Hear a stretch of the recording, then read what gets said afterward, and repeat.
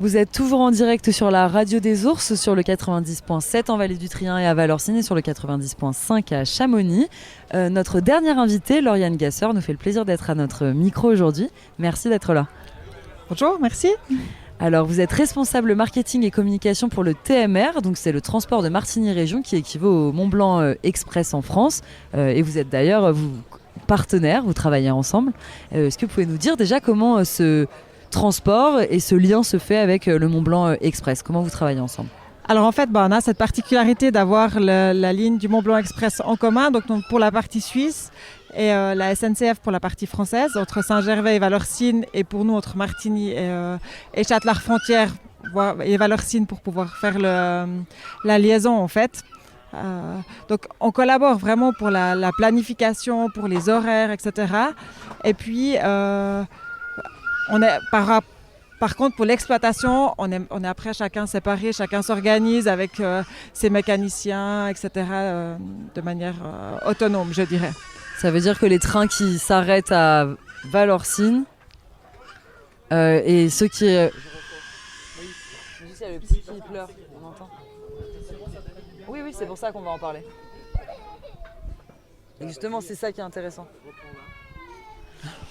Justement, par rapport à ce lien, même si chacun a ses infrastructures, ses mécaniciens, vous avez une ligne qui va quand même de Martigny jusqu'à Saint-Gervais et de Saint-Gervais jusqu'à Martigny. Comment vous faites pour choisir ensemble justement les horaires, étudier aussi les besoins forcément des Suisses qui vont en France et des Français qui viennent en Suisse? Alors, pour ça, on travaille principalement avec en tout cas pour la Suisse, avec les nœuds de correspondance qu'on a à Martigny. Quand on fait les horaires, c'est plutôt de ce côté-là. Et puis côté français, aussi la SNCF va faire en fonction de ses horaires. Et puis après, on essaye de trouver le bon compromis entre tout ça pour faire qu'on ait une ligne qui fonctionne au mieux et qui soit le plus fluide possible pour les voyageurs. C'est beaucoup pour le tourisme ou vous avez aussi des locaux qui utilisent ce transport? On a aussi les locaux, les gens de la vallée. Pour eux, c'est vrai que c'est intéressant de pouvoir prendre le train jusqu'à Martigny. C'est les pendulaires, c'est surtout le matin, en fin de journée, les gens qui vont aller travailler, qui vont revenir, qui utilisent ce moyen de transport. Par rapport aux villages qui sont desservis, est-ce que vous pouvez nous rappeler à partir de Valorcine, dans la Suisse, en Suisse, quels villages sont desservis? Alors, on a Châtelard-Frontière, ensuite on a Châtelard-Village, on a Finhaut, Le Trétien, ensuite on arrive au Marécotte, à Salvan, et puis on descend dans la plaine sur Vernaya et puis Martigny. Quelles activités on peut faire ici? Parce que je sais qu'il y a beaucoup d'offres et grâce à vous, justement, les visiteurs, touristes et les locaux peuvent s'y rendre assez facilement. Alors, c'est vrai qu'on on essaie vraiment de promouvoir la mobilité douce, la mobilité durable et d'inciter les gens à prendre le train pour se déplacer dans la vallée et pour se rendre sur leurs activités. Donc, on leur fait des offres spéciales. On en a notamment avec le zoo des Marécottes où là, on offre 20% de rabais sur le trajet en train et l'entrée au zoo. On a aussi une offre avec Verticalp et Mosson, donc le funiculaire et toutes l'infrastructure pour monter à Mosson. On a aussi avec Télémarécotte et le restaurant de la Creusa, où là il y a un bon au restaurant qui est inclus avec le forfait de train.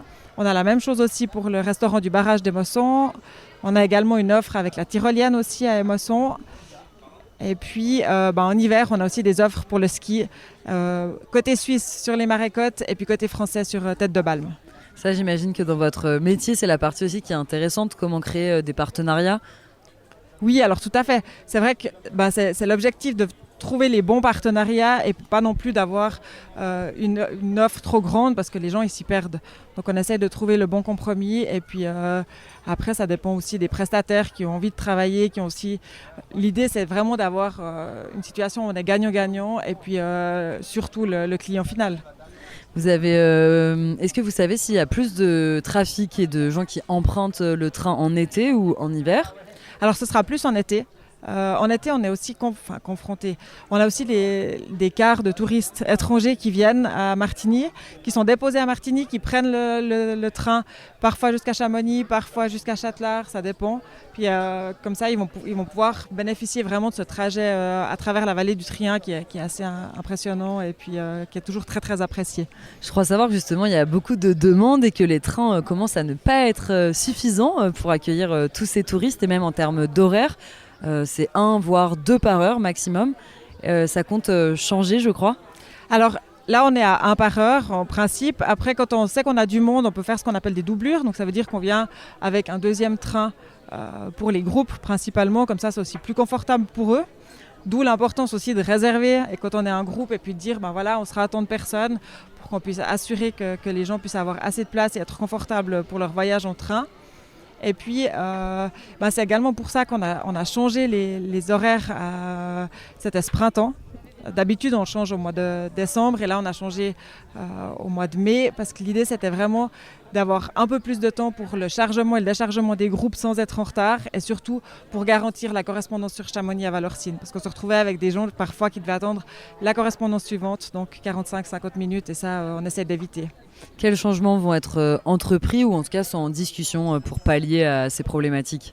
Alors, on essaye de trouver, comme je disais avant, c'est vraiment le bon compromis avec les correspondances, avec les besoins de chacun. Donc on fait des adaptations d'horaire plutôt pendant la journée pour répondre aux attentes des groupes.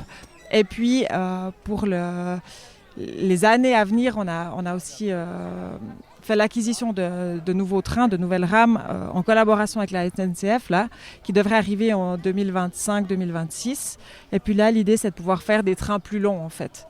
De pouvoir avoir deux trains qui vraiment se suivent et puis d'en avoir un peu plus. Si on a plus de matériel pour transporter les gens, on peut aussi aller plus loin dans ce sens-là. Concernant les changements d'horaire qui peuvent avoir lieu, vous avez fait une réunion d'information le 5 juillet. Est-ce que beaucoup de personnes, de locaux, se déplacent pour ce type de moment de discussion où ils peuvent prendre part justement ? Alors là, c'était la première fois qu'on l'a fait. C'est vrai que c'était suite au changement du mois de mai parce que les gens ne comprenaient pas ce changement parce que c'était quand même un gros changement à un moment inhabituel dans l'année. Donc suite aux différentes plaintes qu'on a reçues, on s'est dit mais il faut qu'on informe les gens pour qu'on leur explique aussi les différentes raisons pour ce changement. Et puis pour que les gens comprennent que c'est pas juste pour embêter les gens qu'on va changer leurs habitudes. C'est vraiment pour là, le confort des groupes pour la journée et puis également le confort des mécaniciens pour qu'ils aient le temps de faire les différentes étapes qu'ils doivent faire au départ et à l'arrivée d'un train et puis garantir ces correspondances pour Valorcine et puis toutes les contraintes techniques qu'on a là derrière.